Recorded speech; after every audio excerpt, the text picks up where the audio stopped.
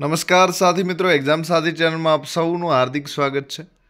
ધોરણ 5ના વિદ્યાર્થીઓએ સીઈટીની પરીક્ષા 22 માર્ચ 2025ના રોજ આપી દીધી છે. તો સીઈટીનું પરિણામ 7 એપ્રિલના રોજ આવવાની વાત હતી. તો હજુ સુધી આવ્યું નથી, પરંતુ આજ સાંજ સુધી કે આવતીકાલ સુધી પરિણામ ચોક્કસ આવી જશે. તો સીઈટીનું પરિણામ તમે કેવી રીતે જોઈ શકો એની આપણે વાત કરેલી.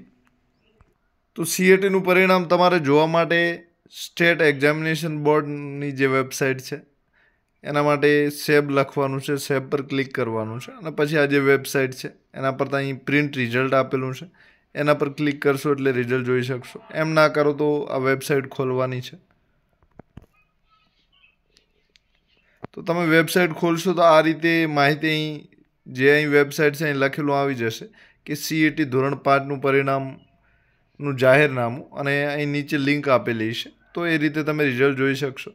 સાથે એ લિંક તમે ખોલવા ના માંગતા હો તો અહીં આ જે 3 આડી રેખાઓ 3 લાઈન આપેલી છે એના પર ક્લિક કરવાનું છે. એના પર ક્લિક કરશો અને અહીં જે પ્રિન્ટ રિઝલ્ટ લખેલું છે તો 7મા નંબરનું પ્રિન્ટ રિઝલ્ટ છે એના પર ક્લિક કરવાનું છે. અહીંથી તમે અહીં નેશનલ મીન્સ કમ મેરિટ સ્કોલરશિપ સ્કીમ જે 8માનું પરિણામ છે એ જ રીતે અહીં 5માનું પરિણામ સીઈટીનું આવશે. તો કોમન એન્ટ્રન્સ ટેસ્ટ ધોરણ 5 લખેલું હશે તો એના પર તમારે ક્લિક કરવાનું છે અને પછી અહીં તમારો બેઠક નંબર અને તમારી જન્મ તારીખ છે એ લખશો તો આ રીતે તમારું પરિણામ જોઈ શકશો.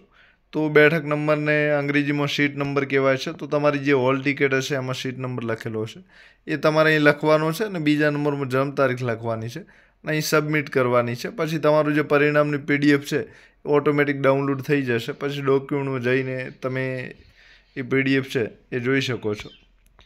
આ વખતે ઘણાએ 18 આંકડાનો યુઆઈડી નંબર હતો એ નાખવા છતાં એનએમએસનું પરિણામ નહોતું ખોલ્યું. તો સીઈટીમાં પણ એવું બની શકે છે.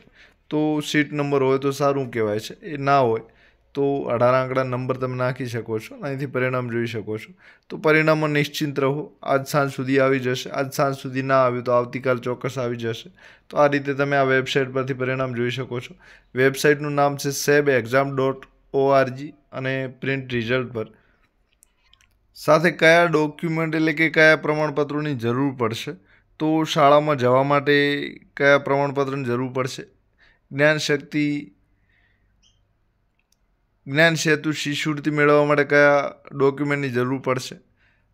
સાથે ઈએમઆરએસ શાળાઓ છે એમાં જવા માટે કયા ડોક્યુમેન્ટ જરૂર પડશે. તો એ તમામ વાતો માટે અહીં એક સરકારે પરિપત્ર કર્યો છે. તો સમગ્ર શિક્ષાની કચેરી દ્વારા આ પરિપત્ર થયો છે કે કયા ડોક્યુમેન્ટ જરૂર પડશે તે. તો જે રિઝલ્ટ છે એ 7 તારીખે આવશે એવું સરકાર કહી રહી છે. તો આજે ના આવ્યું તો આવતીકાલે આવી જશે રિઝલ્ટ 100%. સાથે આગામી શૈક્ષણિક વર્ષથી જ્ઞાનશક્તિ રેસિડેન્સી સ્કૂલ છે, જ્ઞાનશક્તિ ટ્રાઇબલ રેસિડેન્સી સ્કૂલ છે, રક્ષાશક્તિ છે. પછી પ્રથમ વખત સામેલ કરેલ સ્ટેટ ટ્રાઇબલ એજ્યુકેશન સોસાયટી દ્વારા EMRS એટલે કે એકલવ્ય મોડલ રેસિડેન્સી સ્કૂલ છે અને સૈનિક શાળાઓ છે. તો આ બધા જ જે શાળાઓ છે એની કામગીરી માટે એક અલગથી પોર્ટલ બનાવવાનું સરકાર વિચારી રહી છે. તો આ પોર્ટલ જ્યારે બહાર પડે છે ત્યારે આપણે એની માહિતી આપશું. હજુ સુધી એની માહિતી નથી. તો આમ કુલ 45,000 વિદ્યાર્થીઓ આ બધી જે જ્ઞાન સેતુની પરીક્ષા છે એના દ્વારા શિષ્યવૃત્તિ આપવાની થાય છે.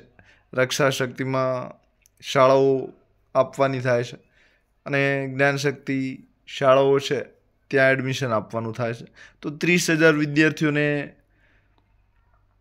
શિષ્યવૃત્તિ આપવાની હતી. પછી 5,000 વિદ્યાર્થીઓને રક્ષાશક્તિમાં એડમિશન હતું. આ નવા સૈનિક શાળાઓ માટે 3,000 વિદ્યાર્થીઓ સામેલ કર્યા છે. પછી અમુક એડમિશન હશે એ બાકીની જે જ્ઞાનશક્તિ રેસિડેન્સી સ્કૂલો છે ત્યાં આપવાના થાય છે અને અમુક ટ્રાઇબલ રેસિડેન્સી સ્કૂલો છે ત્યાં આપવાના થાય છે. તો આ રીતના એડમિશન આપવાના હોય છે. પછી 1,000 સીટો જે પ્રાઇવેટવાળા વિદ્યાર્થીઓ છે ખાનગી શાળાના એમના માટે રક્ષાશક્તિમાં હોય છે. તો આ રીતે કુલ 45,000ની આસપાસ વિદ્યાર્થીઓ થાય છે. હવે આ વખતે સરકારની યોજના એવી છે કે સીઈટી 2025માં જે પણ વિદ્યાર્થીઓ પાસ થાય એમની જે પ્રવેશ લેવાની કામગીરી છે જૂનમાં બધી પૂર્ણ થાય અને વિદ્યાર્થીઓને ભણવાનું ચાલુ થઈ જાય એના માટે સરકારે આ વખતે પૂર્વ તૈયારી કરી રાખી છે અને એના માટે કયા કયા આધાર પુરાવાની જરૂર પડશે એની વાત આપણે કરી લઈએ. તો આધાર પુરાવામાં એક તો તમારી જાતિ દરેક તબક્કે સાબિત કરવી પડશે. એટલે કે આ 4 જાતિ SC ST OBC અને EWS કેટેગરી. તો EWS કેટેગરી આ વખતે સામેલ કરી છે. તો આ ચારેય જાતિ સામેલ કરવા માટે જાતિનું પ્રમાણપત્ર જોઈશે. હવે જાતિનું પ્રમાણપત્ર તમારે ગામમાં રહેતા હો તો તમારે તાલુકામાંથી કઢાવવાનું રહેશે. એટલે કે મામલતદારની કચેરી કે તાલુકા વિકાસ અધિકારીની કચેરી જે લાગુ પડતી હોય ત્યાંથી તમારે જાતિનું પ્રમાણપત્ર કઢાવવાનું રહેશે. સિટીમાં રહેતા હો તો નગરપાલિકા તમારે લાગુ પડશે. તો આ રીતે જે લાગુ પડતું હોય ત્યાંથી તમારે જાતિનું પ્રમાણપત્ર કઢાવવાનું રહેશે. પછી દિવ્યાંગ હો એટલે કે PH ફિઝિકલ હેન્ડીકેપ હો, દિવ્યાંગ હો, અપંગ હો તો એના માટે એ પ્રમાણપત્રની જરૂર પડશે. તો Gyanshakti residency school of excellence છે એમાં પ્રવેશ માટે આ 2 ડોક્યુમેન્ટ કહ્યા છે, પણ હજુ પણ વધારે ડોક્યુમેન્ટની જરૂર પડશે તો આપણે નીચેની વાત કરશું. તો હાલ ખાસ મહત્ત્વનું તમારા માટે જાતિનું પ્રમાણપત્ર છે. તો તમારો જે પણ તાલુકો હોય ત્યાં જઈને આ પ્રમાણપત્ર કઢાવી લેવું તો તમારી કામગીરી છે 80% પૂર્ણ થઈ જશે. પછી Swami Vivekananda Gyan Shakti tribal residency school of એક્સલન્સમાં ટ્રાઇબલ માટે છે, એટલે કે ST જાતિના વિદ્યાર્થીઓ માટે જાતિના પ્રમાણપત્રની જરૂર પડશે. દિવ્યાંગ હો તો એ દિવ્યાંગતા બાબતનું મેડિકલ પ્રમાણપત્ર આવે છે એ આવશે. રક્ષા શક્તિ સ્કૂલ શાળાઓમાં પ્રવેશ મેળવવા માટે જાતિનું પ્રમાણપત્ર OBC SC ST અને EWS કેટેગરીના વિદ્યાર્થીઓ માટે જોઈશે. એટલે કે જનરલ સિવાયના દરેક વિદ્યાર્થીઓને જાતિના પ્રમાણપત્રની જરૂર પડશે જ, એટલે કે ફરજિયાત કઢાવી લેજો બધા.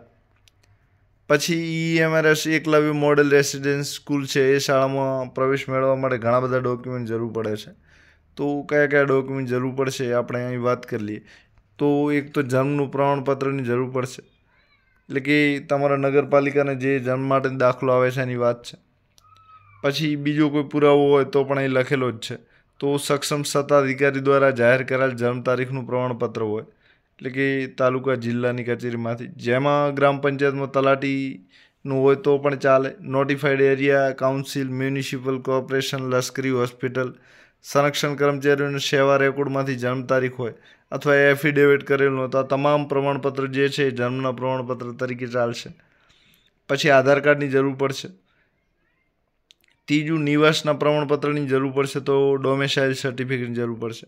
તો બધા જ પ્રમાણપત્ર જે છે એ એકલવ્ય મોડેલ રેસિડેન્સ શાળાઓ છે એના માટે છે. તો આપણે એની જ અત્યારે વાત કરી રહ્યા છીએ. પછી ચોથા નંબરમાં ફરીથી જાતિનું જે પ્રમાણપત્ર છે એની વાત આવી છે. તો જાતિનું પ્રમાણપત્ર એક જ વખત કઢાવવાનું છે.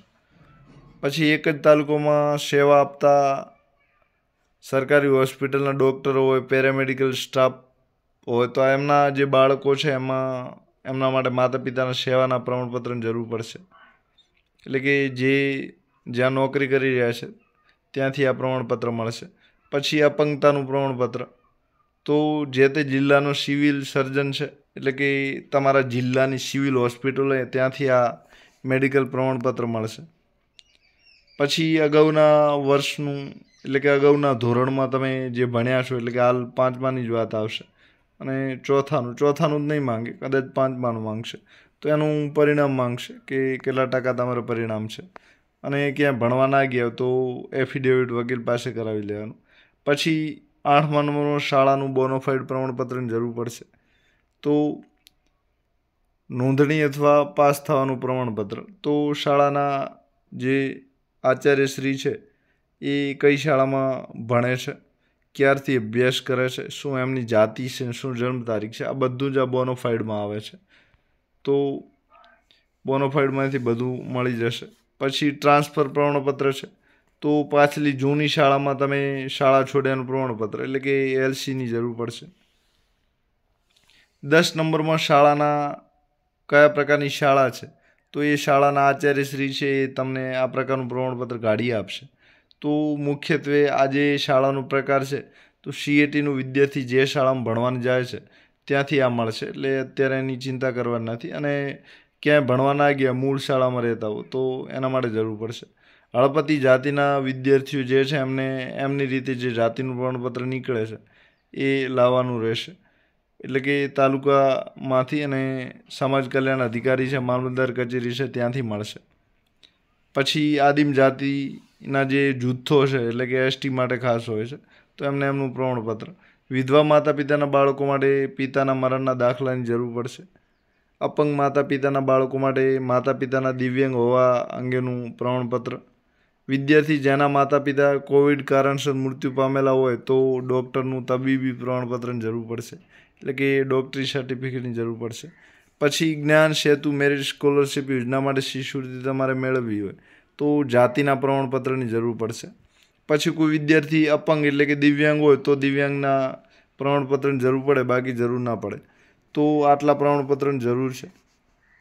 તે ઉપરાંત બેંકના ખાતું પણ માંગે છે, તો વિદ્યાર્થીના બેંકનું ખાતું હોય તો સારામાં સારું, અને જાતિનું પ્રમાણપત્ર, આ 2.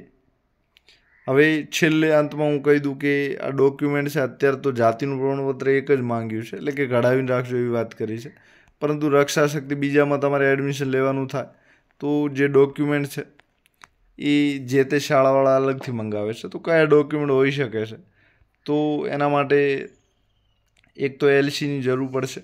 પછી બીજા નંબરમાં તમારે જાતિના પ્રમાણપત્રની જરૂર પડશે 2. પછી જે ત્રીજા નંબરે છે એ આધાર કાર્ડની જરૂર પડશે 3. પછી ચોથા નંબરે જે બેંકની વિગતો છે તો બેંકની પાસબુકને એની જરૂર પડશે, અને 5મા નંબરે પાસપોર્ટ સાઇઝ ફોટા છે, આની જરૂર પડે. તો આટલા ડોક્યુમેન્ટ તમે જે તે શાળામાં દાખલ થો ત્યાં રક્ષા શક્તિ માટે માંગી શકે છે.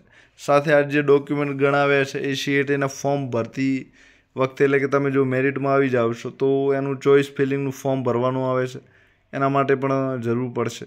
તો આ બધા જ ડોક્યુમેન્ટ તમે તૈયાર રાખશો તો સરળતાથી જે શિષ્યવૃત્તિની પરીક્ષા છે એમાં ફોર્મ ભરી શકો. તો અત્યારે આ ડોક્યુમેન્ટનું જે પરિપત્ર છે ધ્યાનથી વાંચજો, જોજો, તો કયા કયા ડોક્યુમેન્ટ જરૂર પડશે એ ખબર પડી જશે. હવે આ જાતિનું પ્રમાણપત્ર છે એ તાલુકા જિલ્લામાંથી મળશે. તો જાતિનું પ્રમાણપત્ર વિદ્યાર્થીનું કઢાવી લેવું હિતાવહ છે, એટલે કે જે તે બાળક ભણી રહ્યું છે એના જાતિના પ્રમાણપત્રની વાત છે. હવે આ જાતિના પ્રમાણપત્રમાં પુરાવા રૂપે તાલુકામાં તમે બધાએ કઢાવેલું હશે, જાણતા હશો કે શું શું માંગે છે. ના જાણતા હો તો ગૂગલ કરીને જાણી લેજો, ત્યાંથી તમને માહિતી મળી જશે. તો એક તો LCની જરૂર પડશે.